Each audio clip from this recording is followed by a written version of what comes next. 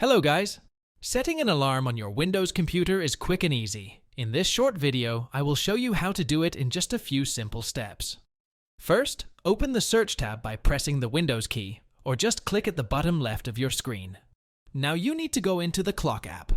Once you are here, you will see a lot of different options like Focus Sessions, Timer, Alarm, Stopwatch, and World Clock.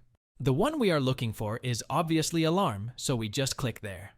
Here you will see the full list of your alarms. To create one, we need to press this button at the bottom right.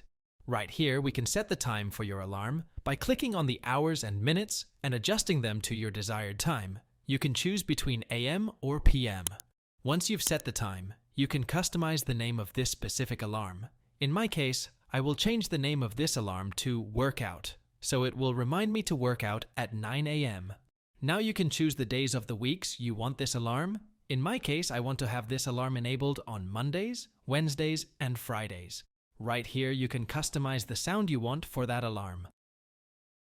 And the last option is the snooze option, which allows you to temporarily silence the alarm for a few minutes and then have it automatically resume after the snooze period expires.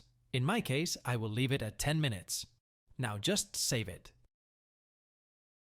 And that's it. We can see the new alarm right here. We can enable or disable it by clicking this button. And here, there is a warning saying that alarms will sound only when the computer is awake. We can click right here to change the power settings. You should change this options to Never, because if you are not using your PC, it will automatically shut down or go to sleep after a few minutes, and the alarm won't sound. I hope this tutorial was useful. Please consider subscribing and leaving a like for more content. Thanks for watching.